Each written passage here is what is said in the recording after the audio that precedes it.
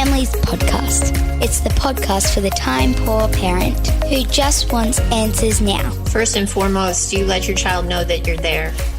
They need that connection with you more than ever. And now here's the stars of our show, my mum and dad. Hello, this is Dr. Justin, the founder of happyfamilies.com.au and the author of 6 books about raising happy families. I wish so much that Kylie was with me today, but unfortunately, every now and again, when we do the podcast recordings and have some conversations with people, Kylie has other commitments, and today's one of those days, which is a bummer because we're talking today with Kimberly Ewertz. Kimberly is in California and has recently published a book called Family Redefined: Childhood Reflections on the Impact of Divorce. And I really wanted to speak with Kim because I get a lot of requests, a lot of emails via podcasts at happyfamilies.com.au, conversations that happen on Facebook where people will say to me, I'm going through a separation, I'm going through a divorce, my family's having a really hard time and it doesn't look like we're going to be able to stay together. Can you please give me some advice? Can you please help me with the situation that I'm in?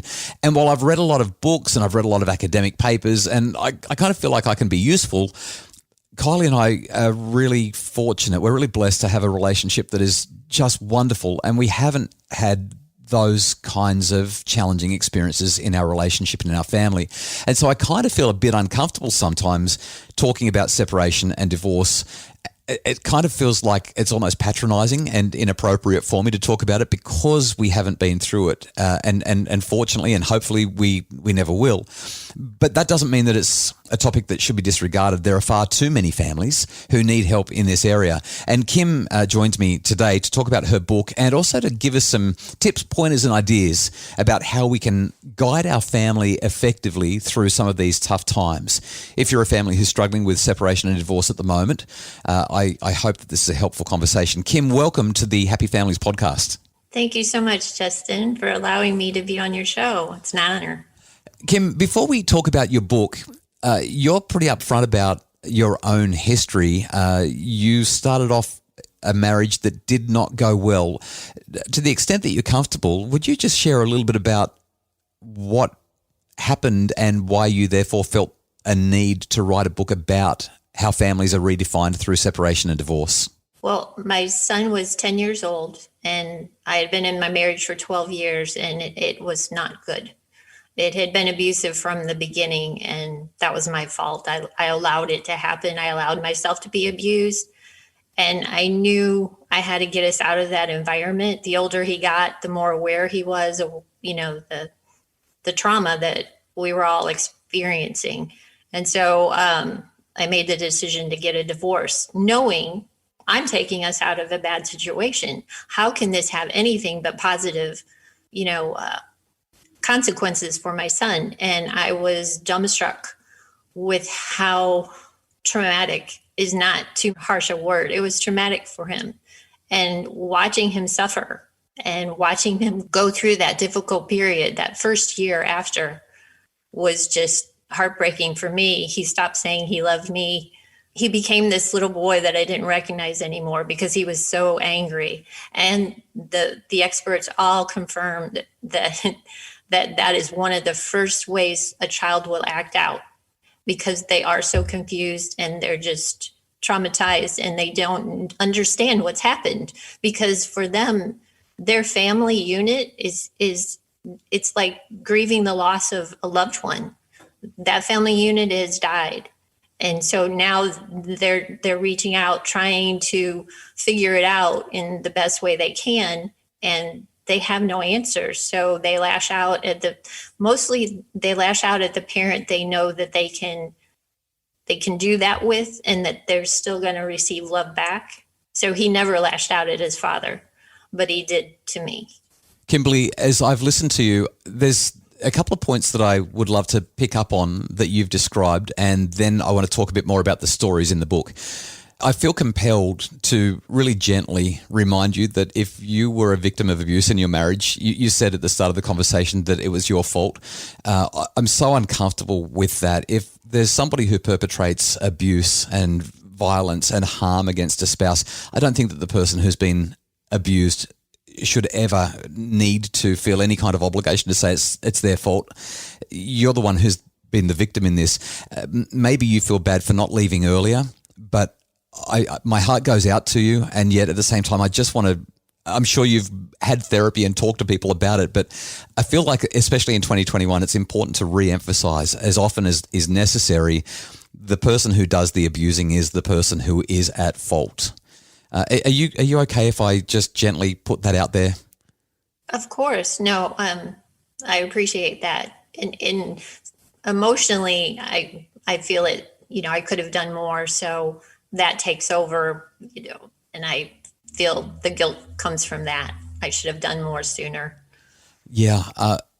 We could have a long conversation about that too, but because this is the podcast for the time poor parent who wants answers, I want to highlight one other thing, and that is your son's anger at you for stepping away from the relationship, even though he was being raised in an abusive environment. My experience with families has been that no matter how bad the abuse, no matter how traumatizing the parent is to the child, that child is biologically drawn to their parents. They will forgive anything. They just want to be in the presence of their parents. So what you're describing, it's such a hard thing for a child to go through, even though they're often victims of abuse or they're watching somebody being abused. They still have that intrinsic biological genetic drive that you really, it's so hard to overcome that. Yes. And the experts say that, even though it may be a volatile environment that your child is living in, that you're all living in, to put an end to that through divorce or separation, the child just sits back and says, why can't you just work it out? This is normal. I'm not upset about this. This is what our life is. So why do we have to go through all of this? Because that's what they've become such accustomed to, which is all kinds of wrong. But it is. I mean, we get an abused person gets used to the abuse and expects it and takes on the guilt of it. So I guess that's where that comes from too. Kim, in your book, Family Redefined, you share 10 stories of children who have been through divorce, and you interview them. You ask them about their experience. This is a novel approach. It's not what we normally see in books about separation and divorce. And it's really striking. You've got an extraordinary cross-section of children who have come from terrible abusive relationships, but also families where it just kind of wasn't working and the families separated and went their different ways. What I was struck by was how candid you are. I mean, this is a really honest book where the kids are saying, now that they're adults and these divorces happened 10, 20, 30, 40 years ago, these now adult people are still saying the challenge and even the trauma of the divorce has cast a long shadow through my life. It still affects me decades later. It's really hard to read, and yet it's really compelling and so honest. I was really struck by the stories and how well you captured them. Oh, well, I cannot thank the people that, and I want to say that everybody in the book is under, fictional names. Their anonymity stays secure. But they were just wonderful to open up their lives to me and trust me that I would tell their story the way they wanted it to. And I did not go forward with publishing the book until I got everyone to sign off and say, here's your chapter. Are you okay with it? And they all said, put it out there, help people. Because even the interview itself was cathartic. For my very first interview is the very first chapter in the book, Lisa. And we were both in tears by the end of the 2.5-hour session. And she's like, this has really helped me just to and she was 6 years old at the time her parents separated, and she was in her 50s when we met. So almost, 45 years later, to go through that whole process and talk about it actually helped her. And when I left that interview, I'm like, okay, I've got to keep doing this. This is helping them. So it can only help others. So yeah, I took that as the, sign from above that, yeah, you're on the right track here. Well, Kim, the stories are impactful and important. The book is called Family Redefined. We're going to come back after the break and talk about some of the discoveries that you made as you interviewed these children who reflected on the impact of the divorce of their parents. It's the Happy Families Podcast. Are screens creating tension at home? Tweens, Teens and Screens is a webinar to guide families to healthy, safe super screen solutions. Buy it today at happyfamilies.com.au/shop. It's the Happy Families Podcast, the podcast for the time poor parent who just wants answers now. G'day, this is Dr. Justin Coulson. I'm here with Kim Ewertz. Kim has written a book called Family Redefined. It's all about the impact of divorce on kids. And Kim, I'd like to ask you a few questions about discoveries that you made, either through your interviews or through your research with experts and looking at the academic literature. How do parents tell their kids that the relationship's not working out, that they're not prepared to work on it anymore, and that they're going to separate or divorce? Well, all the experts that I interviewed all agree 100%. They're unanimous in the fact that a unified front, the two parents together, sitting the child down and just explaining that mommy and daddy aren't going to be living together anymore. And you've heard it said so many times that you have to reassure your child that this is, our decision. Mom and dad are making this decision because we've reached a point where we feel it's better to live apart than live together. And it has no reflection on you. You are not the reason for this. You cannot, the experts just hammered that in over and over again about you cannot reassure your child enough that is the truth.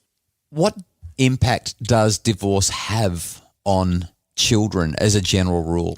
No matter what age they are, it's, as I explained, the one therapist said it, it's the death of the family unit. So they're going to have to go through a grieving process. And sometimes they get stuck in that process, whether it's at the anger or the denial part. And if they're in the denial part, they still in their world, they see their parents getting back together. I think a part of them maybe always holds on to that, I remember a story, just listening to you say that, a family that I spent considerable time with many years ago, mum and dad got divorced. I think that they had 4 kids and the eldest was about 6 when the divorce occurred. In fact, the separation occurred. He moved back in for less than a week.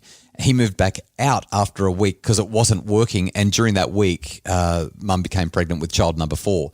Like it was It was such a challenging circumstance for the family, but I remember conversing with their adolescent daughter.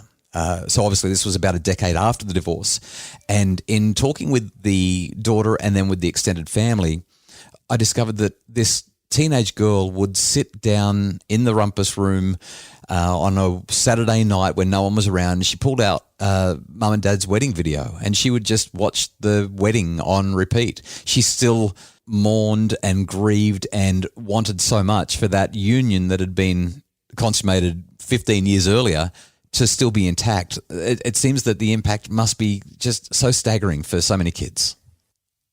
Yeah, what I found fascinating from the experts, they explained that a child's identity is the family, the family they come from. So to have that family unit broken, their world is broken. So that is something they carry with them for the rest of their lives. That idealism of their security, their center, it's all taken away when the parents divorce. Kim, from all of the conversations that you've had, from all the research that you've done, if I'm a parent who's either going through or contemplating going through a separation or divorce, what do I do? What's the best thing that I can do to ameliorate the negative effects that my child or children may experience because of the rupture in the family unit? First and foremost, you let your child know that you're there. They need that connection with you more than ever.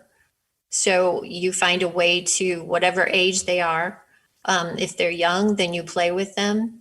If if you see exhibited in their play like cars crashing or dolls fighting, then you know that there's anger from what's going on with the family. Knowing even though they can't really comprehend, if they're young enough, they can't comprehend what divorce means, but they know mom or dad is no longer living in the house. So something is definitely not right.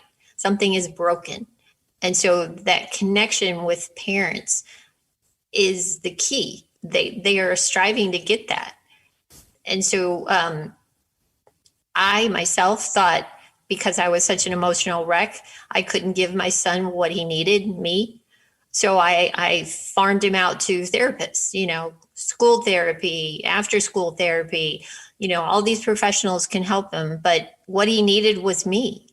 And I didn't realize that.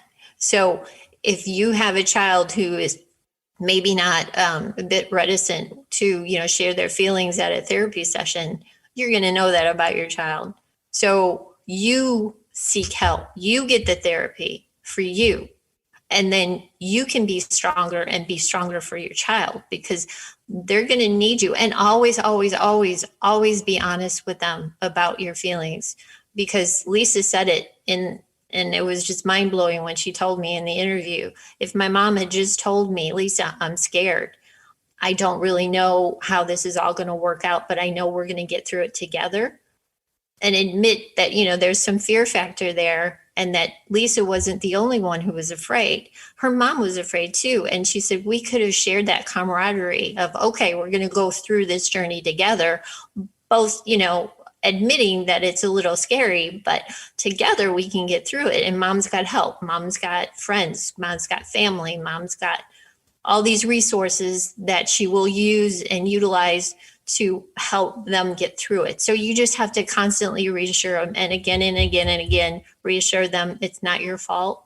Mom and dad are in this situation because of mom and dad. Nothing to do with you. You had nothing to do with this decision. So those are the most important things you can give your child. Kim, we could talk for hours about so many other questions, dealing with holidays, dealing with finances, dealing with school decisions, treating the other partner well, despite all of the history and the baggage. There's so much that we could cover. Unfortunately, our time is up. But for those who are interested in more, the book is called Family Redefined, Childhood Reflections on the Impact of Divorce. That's Family Redefined. Kimberly Ewertz is the author of the book. And Kim, we'll make sure that the book links for the book are all in the show notes so that people can find out more. It's been a pleasure talking to you. Thank you for sharing your story and the stories of those who have been impacted by something that really can be a tremendous challenge, especially for our kids. Thank you so much, Justin. I really appreciate this opportunity, and I hope it's helpful to those who need it. The Happy Families podcast is produced by Justin Rulon from Bridge Media. Craig Bruce is our executive producer. If you'd like more info about how to make your family happier, you can check out the show notes for more details about what we've talked about today, or visit happyfamilies.com.au.